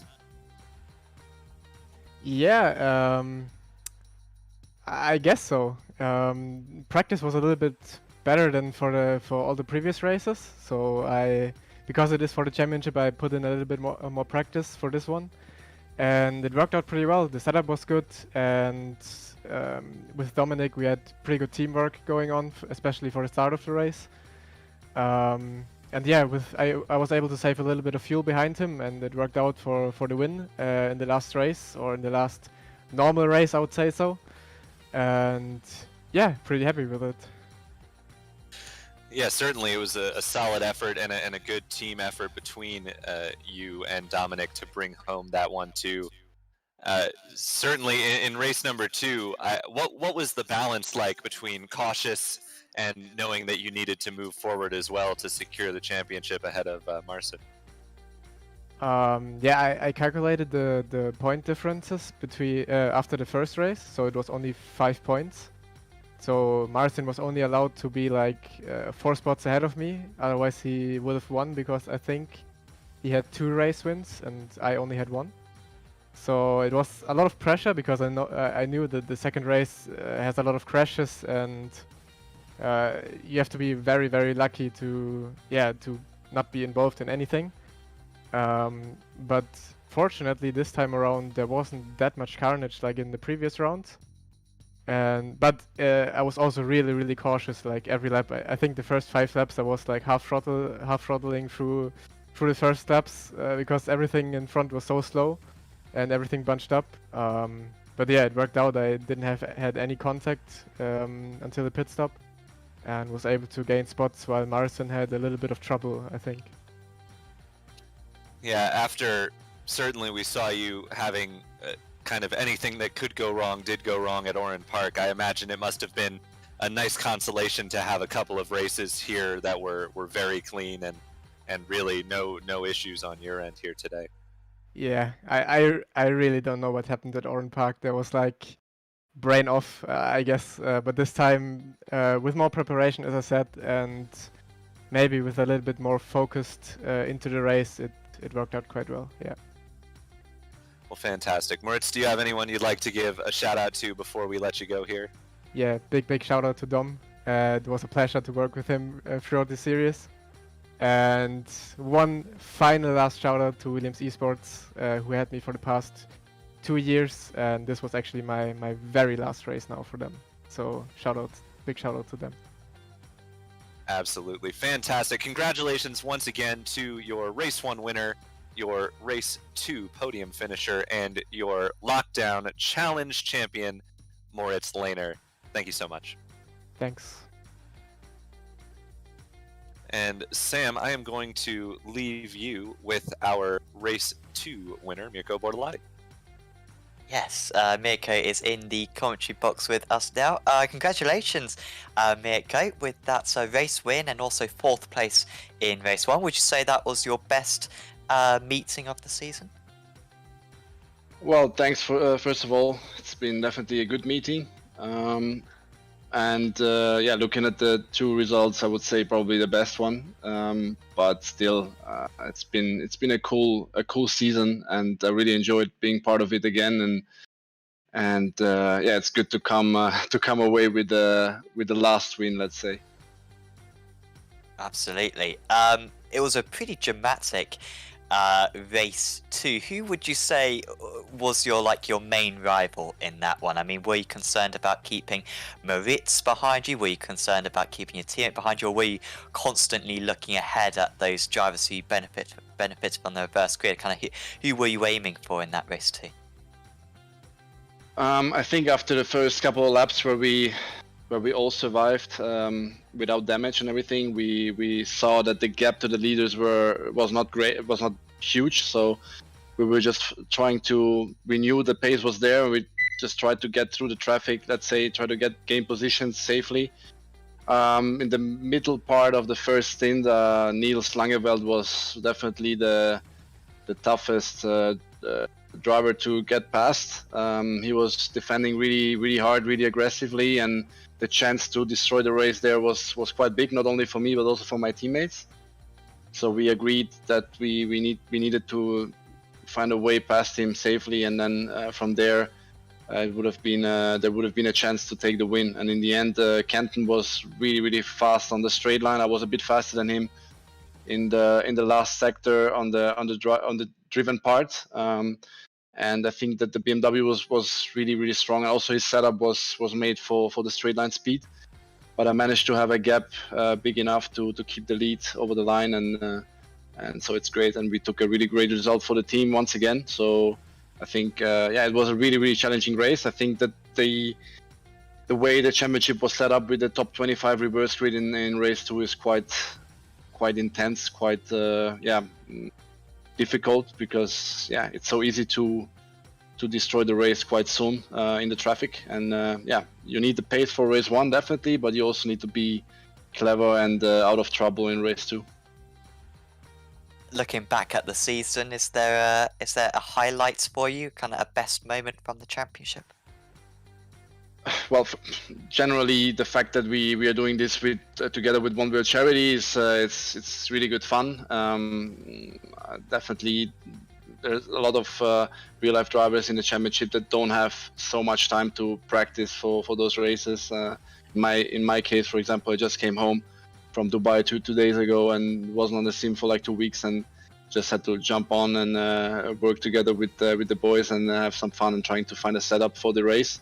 So it's actually the fact that we stay connected and we stay competitive and we enjoy what we're doing for a good cause. It's the highlight for me. And the racing is also really good, thanks to the fact that we don't want to have it only as a championship just for fun championship. You know, we just try to be as close to the real racing as possible. So if there is an accident or somebody crashes or makes a mistake, then there are penalties as well. And I think that the driving standards get better from race to race, and this is something really interesting and that I really want to point out on this championship. And for me it was definitely a cool ride, let's say. Had a lot of fun. Also thanks to you guys for a great broadcast and for following it and supporting it. So I think overall it's a really cool thing that we're doing. Awesome. Well, big thanks for having a chat with us, Mirko, and we'll hope to see you back very soon. Thank you guys. Hope to see you soon. Thank you.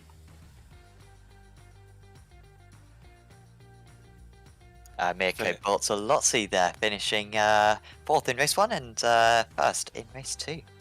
Fantastic. Thanks, Sam. And now I have our runner-up in race number 1, our 6th place finisher in race number 2, and the other half of our team champions, Williams eSports. Dominic, how are you doing? I'm good. How are you? Very good. We just had a very entertaining couple of races. Certainly for you, it seemed to be the primary objective was to secure the championship for Moritz. Is that fair? Oh, to be honest, I mean, we knew if we crash or we do mistakes, we will probably lose the championship. So we both were careful, but in the end, Moritz simply saved a bit of fuel behind me the first 15 laps, and my setup was a little bit unstable. The rear was tricky towards the end, so I just struggled to get the traction out of the corners. And Moritz was just at 1/10 faster in the end, so I just couldn't attack him anymore in the end. But still, the first race was a lot of fun. It was not easy to keep Mirko out of the draft, actually. He was quite fast as well. And then, of course, we knew we had a tiny advantage, but with the reverse grid races, we were still really careful in the second race. Yeah, absolutely. We saw kind of that group of championship contenders working their way through in the second race, and certainly it seemed as though you were being quite deliberate with how you made your passes. Certainly, you've had a pretty successful championship with wins and poles and you know, obviously the team's championship as well. Is there a standout moment for you or standout race? To be honest, this one was really exciting, especially a few overtakes, turn 3 and 4 around the outside, and the final lap was also quite exciting, only finished 200s behind P5. This was probably one of my favorite races this season. Excellent. Certainly, yeah, we enjoyed it as well, and certainly we're putting on quite the show working your way through the field, not to mention your battle in race number 1 with Moritz. But is there anyone you'd like to give a shout out to before we let you go? As always, our sponsors, and of course, thanks to Moritz, who will leave the team now, or who more or less already left the team and will continue a different path. But I hope I will meet him on the track again, and we can have some nice battles. Fantastic. Excellent. Great to have you once again in the booth, Dominic. Congratulations on your podium in race number 1, and again on the team championship for Williams eSports. Dominic Stabe, everybody. Good night. That is all of the interviews we have time for here today, but man, oh man, Sam, what a season we've had. Some excellent racing, and what a exciting championship battle we saw here today. Absolutely. I mean, I've only joined for the second half of the season, but from what I've seen, been really cool. Big thanks to all the admins for setting us up, because they've gone for some pretty wacky ideas, you know, like the reverse grid. Of course, isn't always used by people. On Apex Racing TV, we see plenty of it, but certainly no other leagues are a bit skeptical of going for it. But also, we had the average lap times in qualifying, didn't we? And then we opened it up to the open qualifying in the later part of the season. Obviously, the big one was the fact that we had no practice. There was a random draw of which car and which track it was going to be. So some real nice ideas put together by the organisers, who have done an awesome job managing this championship, and also awesome that we've helped out the One World charity, and we've said it a few times so far today, but certainly do donate with the link. You can see it on screen there, the PayPal link for One World Charity, which do work for children in all types of areas, from humanitarian crisis to absolutely everything. So please do donate. They've already raised something like 10 million euros, I think, over the past 10 years of One World Charity. So certainly do support them using the link right there, and it's also in the description as well, so it would be mega appreciated if you could do that. Couldn't agree more, Sam. Thanks so much for joining me in the commentary booth, as you mentioned, for the second half of the season. Thanks to all of you for watching. Congratulations once again to our race winners and our champions, Moritz Lehner and Williams eSports. I've had a lot of fun. For Sam Fitzpatrick and Marco Barbanera and everyone here at Apex Racing TV. I have been Tyler Newitt, and we will see you next time.